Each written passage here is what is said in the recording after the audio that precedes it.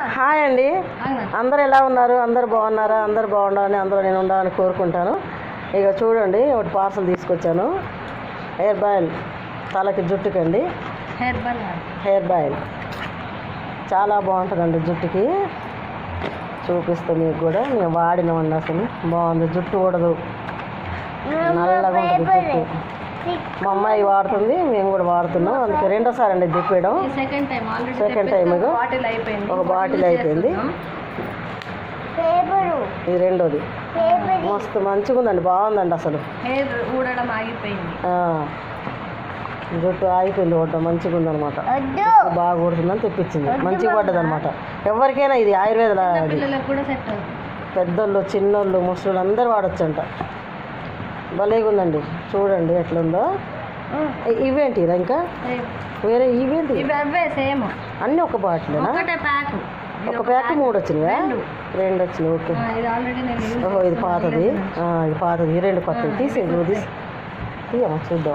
చూపిస్తాను, ఒక్క నిమిషం. ఎంత అండి ప్యాకెట్? ఎంత వచ్చిందిరా?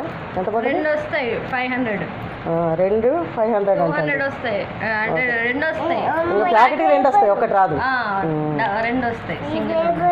ఒక నెల వస్తుందా? నీకు నెల వచ్చిందారా? ఇక వాడుకునే దాన్ని బట్టి కొంచెం ఎక్కువ వాడేదంటే వన్ డే తర్వాత 1 డే యూజ్ చేయాలి. ఇది నైట్ పెట్టుకొని మార్నింగ్ స్నానం చేయొచ్చు. 5 టైమ్స్ కంటిన్యూగా చేసిన తర్వాత 1 వీక్కి 2 టైమ్స్ యూజ్ చేయాలి. ఓకే, అది మీరు కూడా వాడి చూడండి. వాడండి అసలు.